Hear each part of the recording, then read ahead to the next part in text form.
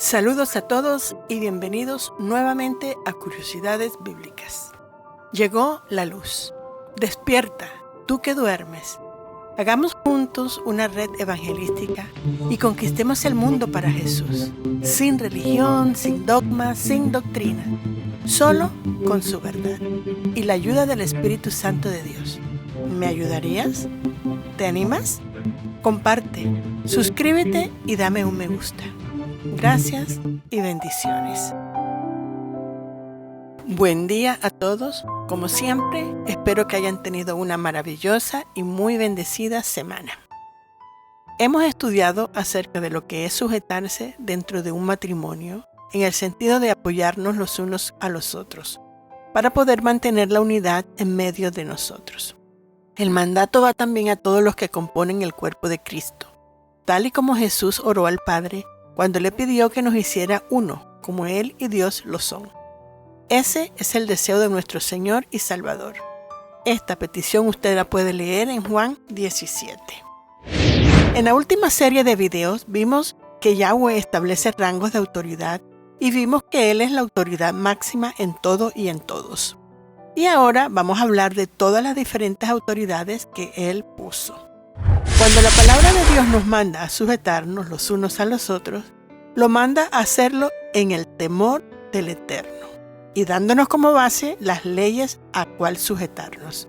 Sus propias leyes, las leyes de su reino, que fueron establecidas y dadas al Adán desde el momento de su creación. Y a nosotros no nos queda otra que ir de nuevo al principio, ya que fue en su creación que la ley del reino se nos muestra en la tierra. Veamos.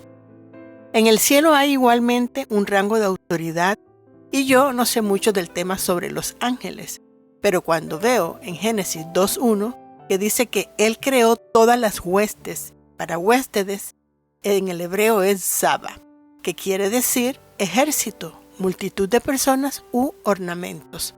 Por lo tanto, se puede interpretar como un ejército organizado para la guerra espiritual o como las estrellas que adornan al cielo.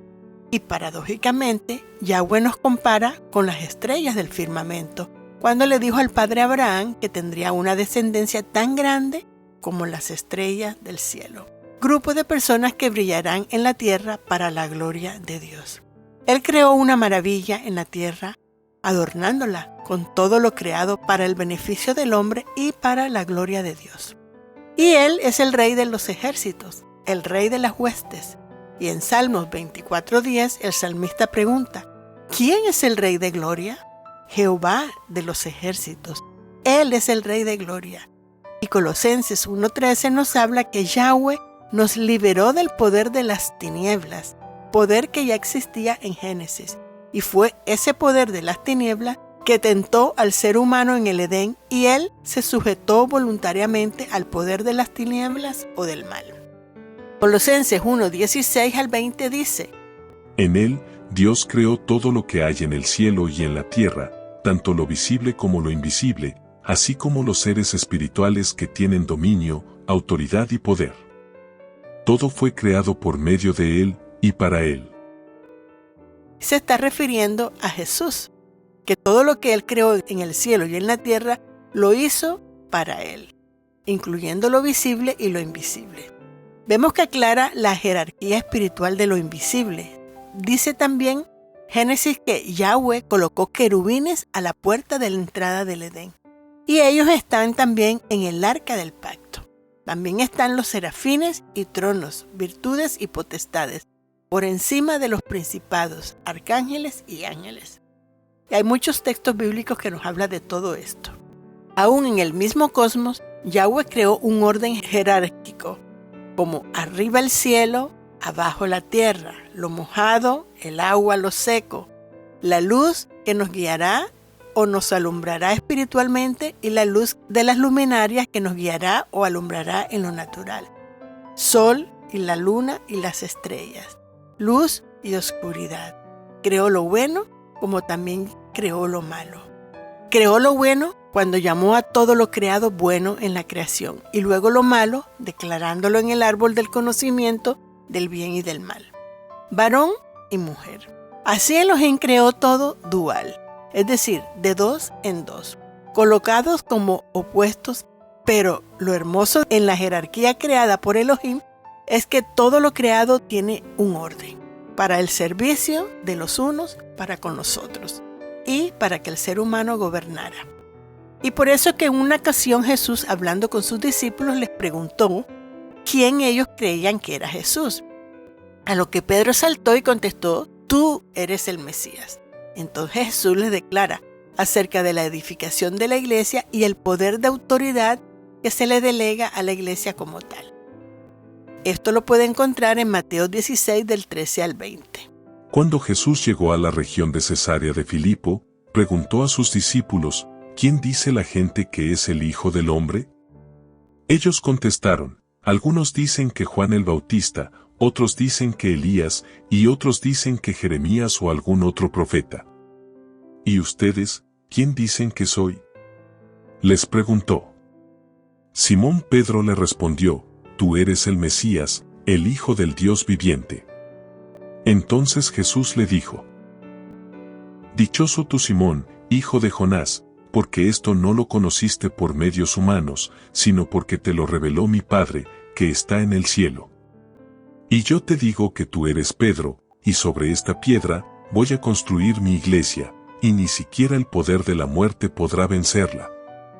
Te daré las llaves del reino de los cielos. Lo que tú ates aquí en la tierra, también quedará atado en el cielo, y lo que tú desates aquí en la tierra, también quedará desatado en el cielo. Luego, Jesús ordenó a sus discípulos que no dijeran a nadie que Él era el Mesías. Pero antes de establecer esta nueva autoridad y poder dada a la iglesia, sucedió primero la historia de la desobediencia de Adán a la autoridad máxima que ellos tenían sobre sus cabezas, que era Yahweh, pero que por causa de su desobediencia se le fue quitada. Esta autoridad está registrada en Génesis 1:26, donde dice que Elohim creó al hombre para que tuviera poder, pero en el verso 27 y 28, Elohim crea al Adán y recién le da las instrucciones acerca de su rol de autoridad en la tierra, la cual sería máxima autoridad en la tierra. Y así podemos ver que la primera línea de autoridad establecida en los hombres y la creación es la familia, porque la orden fue que se reprodujeran y llenaran la tierra para gobernar en ella. Pero antes que se reprodujeran y tuvieran familia, los llevó al jardín del Edén para probar su sujeción, su integridad, y les dio las leyes a seguir, donde ya sabemos que les prohibió comer del fruto del árbol del conocimiento del bien y del mal. Lo demás es historia. Y después de la caída del hombre, el Eterno establece que habrá una autoridad espiritual sobre ellos en la tierra, y esta autoridad sería Jesucristo el Mesías, porque esa autoridad sería la que los ayudaría a regresar a la senda antigua, porque Él se sujetará a las leyes espirituales de Yahweh, que el primer Adán no pudo seguir, lo cual fue profetizado también por profetas y aún antes de su fecundación por un ángel que le comunicó a su futura madre que ella concebiría un hijo al que le llamaría Jesús, porque Él salvaría al mundo. Y muchos lo llamarían el Hijo de Dios. Ese niño fue capacitado para el ejercicio de su llamado antes de ser concebido. Debemos saber que la autoridad máxima sobre todo lo que hay en el cielo y en la tierra se le fue dada a Jesús después de su resurrección, cuando ya había completado la obra de redención tanto para el ser humano como para la tierra, porque ella también había caído en maldición. Y esto lo podemos leer en Mateo 28, del 18 al 20. Aristóteles también tenía una noción de jerarquía en su análisis de la relación entre las diversas especies de animales, así como de las relaciones entre los seres humanos. Sostuvo que era justo y apropiado que algunas personas sean esclavas porque la naturaleza ha hecho que determinadas personas sean gobernadas y otras sean gobernantes. Escribió: el varón es superior por naturaleza y la mujer inferior, y el uno gobierna y otro es gobernado.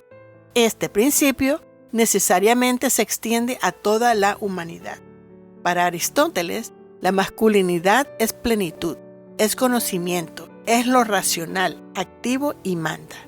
La naturaleza femenina representa la privación, la opinión, lo emocional, lo pasivo, y está creada para obedecer. Y así podemos ver el pensamiento del hombre greco-romano, de manera que en el mundo el hombre ha creado su propio sistema de jerarquía. ¡Wow! Hago esta meditación debido a algunas preguntas que me han hecho, que son completamente genuinas y válidas. Preguntas como, ¿debo sujetarme a las autoridades que se me han dado, aunque no estén paralelas a la palabra de Dios? Bueno, trataré de contestar a la luz de la Escritura la mejor manera que yo pueda. Lo primero que debemos tomar en cuenta es que Salmos 22:28 nos dice, porque el Señor es el Rey y gobierna las naciones. Y el texto base que vamos a tomar para sacar una respuesta a estas preguntas va a estar en el libro de Romanos 13, ya que él comienza dándonos un comando, cuando nos dice que toda autoridad en el cielo como en la tierra han sido puestas por el Eterno. Entonces, comencemos leyendo. Todos deben someterse a las personas que ejercen la autoridad. Porque no hay autoridad que no venga de Dios, y las que existen fueron puestas por Él. Así que quien se opone a la autoridad va en contra de lo que Dios ha ordenado. Y los que se oponen serán castigados. Vamos a analizar lo que Pablo nos está aquí diciendo. Él dice que la autoridad es puesta o asignada por el Eterno, siendo el Eterno la máxima autoridad que existe sobre todo lo existente. Valga la redundancia.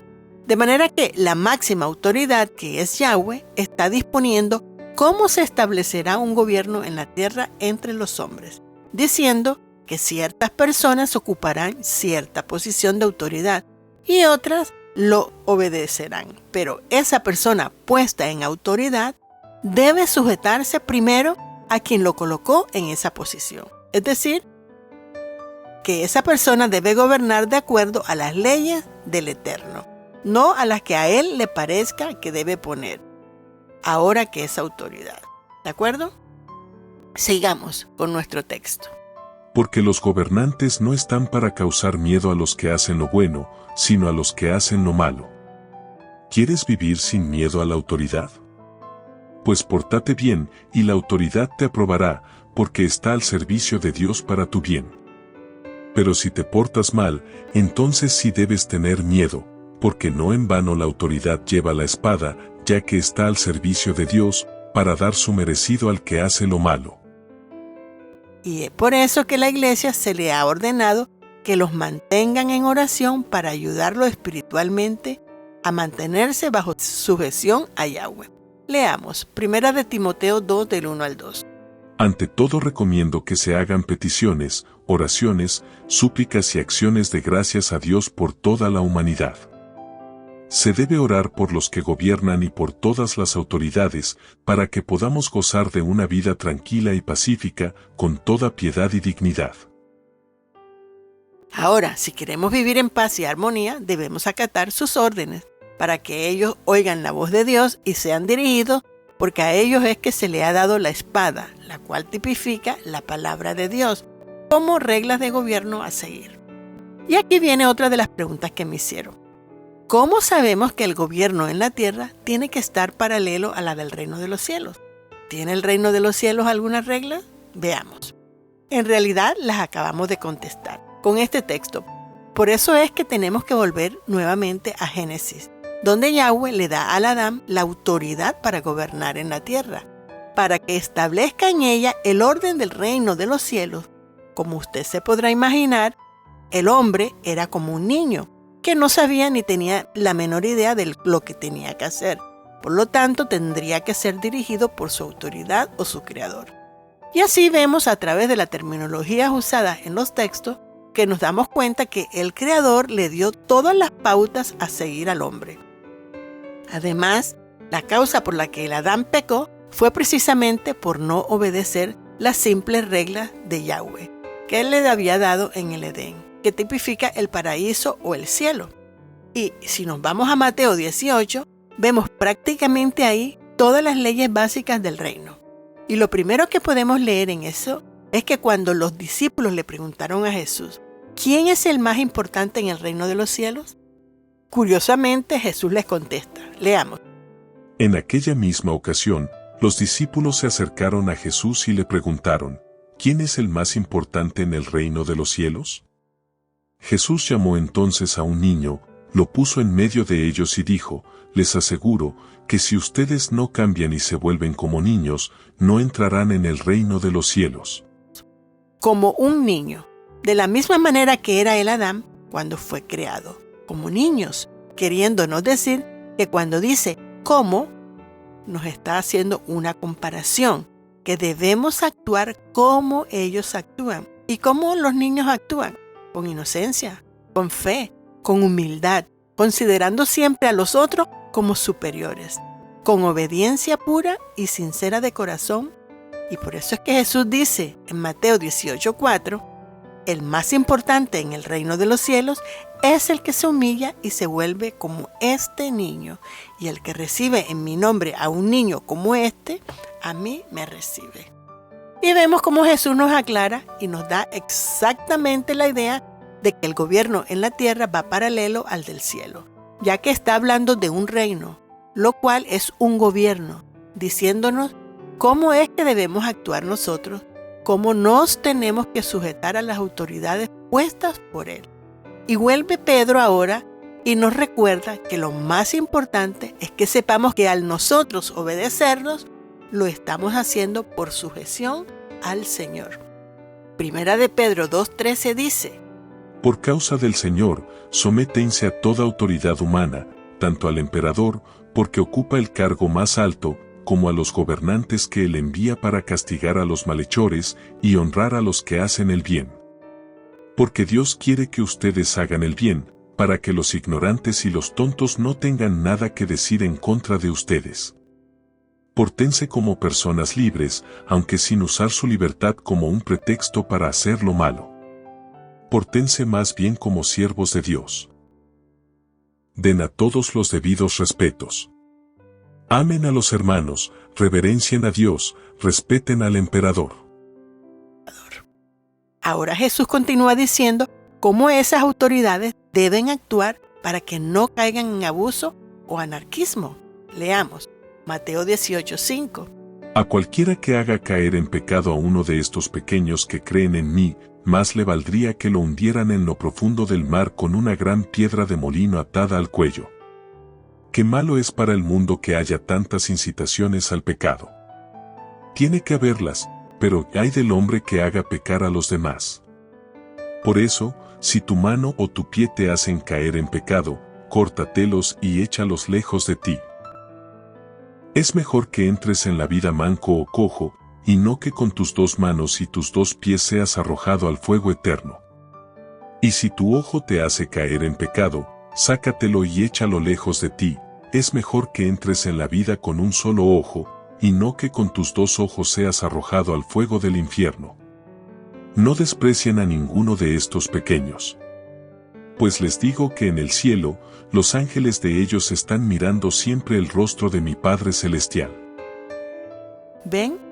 ¡Wow! Le dice a los que se les ha dado la espada para dirigir a esos pequeñuelos que si por causa de no seguir las reglas del libro que se les entregó junto con su rango de autoridad, uno de los seguidores de Cristo caiga o se aparte del camino, sería mejor para ellos que no se les hubiera dado esa autoridad. Porque en otro texto nos dice Jesús que al que mucho se le da, mucho se le exige. Además les advierte que no los desprecien por causa de sus posiciones en autoridad. Y cuando continuamos con nuestro texto base de Romanos 13:5, vemos que Pablo nos habla a nosotros, el pueblo de Dios, que nos es menesteroso obedecer a esas autoridades por causa de nuestra conciencia. Y se me ocurre buscar la etimología y significado de la palabra conciencia, puesto que es una pregunta que muchas veces se me ha hecho. Y veamos qué interesante que es esta palabra. Conciencia viene del latín conscientia, que a su vez se deriva de cum, que significa con, y sire, que significa saber. Es decir, que conciencia significa conocimiento compartido o saber con otros.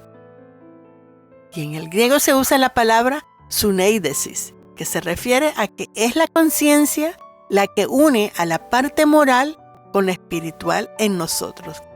Es ese conocimiento que tenemos que somos la imagen de nuestro Creador, la que nos capacita a diferenciar entre el bien y el mal sin ser discernimiento, sino que es el conocimiento de saber que somos hechos a imagen de Dios. Así que todos tenemos esa capacidad de conocer lo que es bueno y lo que es malo naturalmente. Esta palabra es usada solo 4 veces en el Nuevo Testamento. En la narración de Hechos 5:2, cuando Zafira y Ananías le mienten a Pablo acerca de la venta de sus casas. Por eso fue que Pablo les dijo que era al Espíritu que ellos le estaban mintiendo, porque con sus actos estaban negando lo que ellos ya conocían, que era lo correcto moralmente hacer. El otro texto donde se aplica esta palabra es cuando Pedro vio que las puertas de la cárcel donde se encontraba se abrieron, y una vez afuera fue que él cayó en cuenta que esto no era una visión ni un sueño, sino que era una realidad.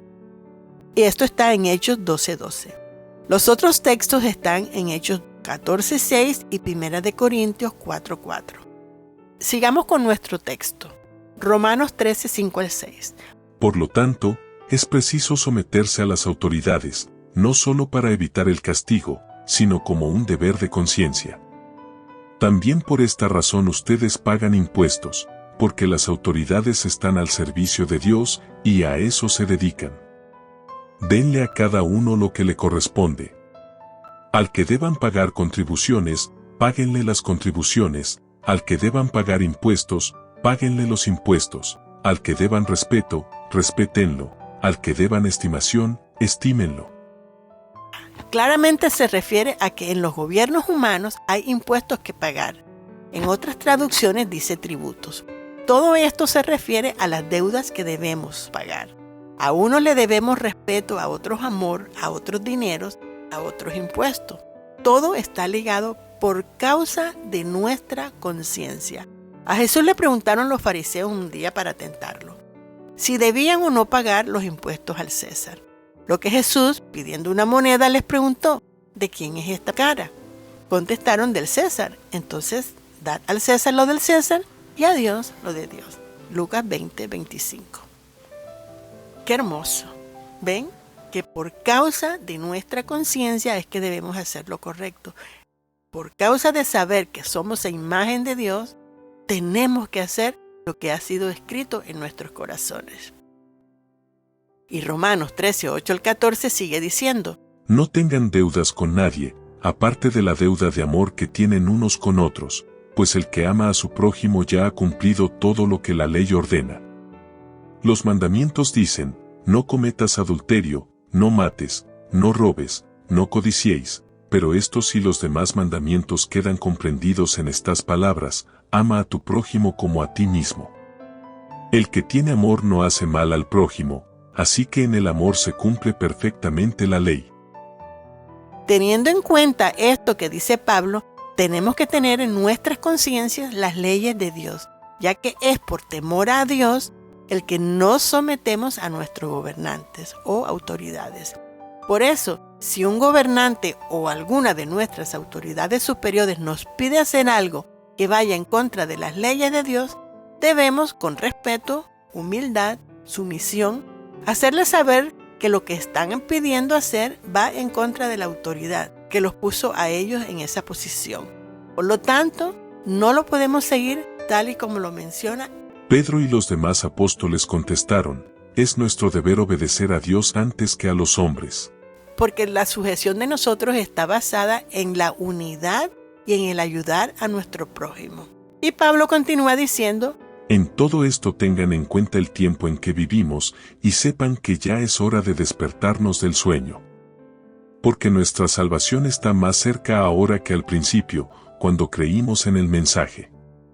La noche está muy avanzada y se acerca el día, por eso dejemos de hacer las cosas propias de la oscuridad y revistámonos de luz, como un soldado se reviste de su armadura.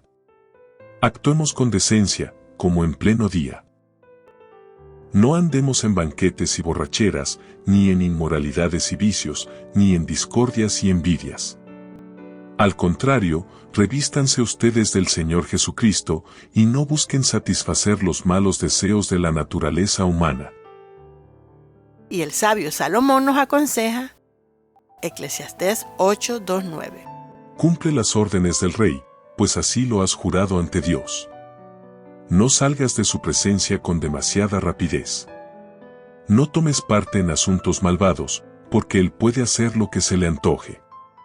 La palabra del rey tiene autoridad final y nadie puede pedirle cuenta de sus actos. Al que cumple una orden, no le pasará nada malo, y el que es sabio entiende cuándo y cómo debe cumplirla. En realidad, hay un momento y un modo de hacer todo lo que se hace, pero el gran problema del hombre es que nunca sabe lo que va a suceder, ni hay nadie que se lo pueda advertir. No hay quien tenga poder sobre la vida, como para retenerla, ni hay tampoco quien tenga poder sobre la muerte. No hay quien escape de esta batalla. Al malvado no lo salvará su maldad. Todo esto he visto al entregarme de lleno a conocer lo que se hace en este mundo y el poder que el hombre tiene de hacer daño a sus semejantes. Y con todo esto, podemos ver la conexión entre el gobierno del reino de los cielos con el gobierno de la tierra. Espero que haya contestado a las preguntas con respecto a esta conexión y continuaremos escudriñando la palabra de Dios en nuestras próximas meditaciones. Mientras tanto, no olvide que nadie le lea las Escrituras.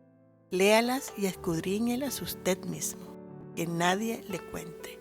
Solo se las confirme. Bendiciones. Shalom. Shalom.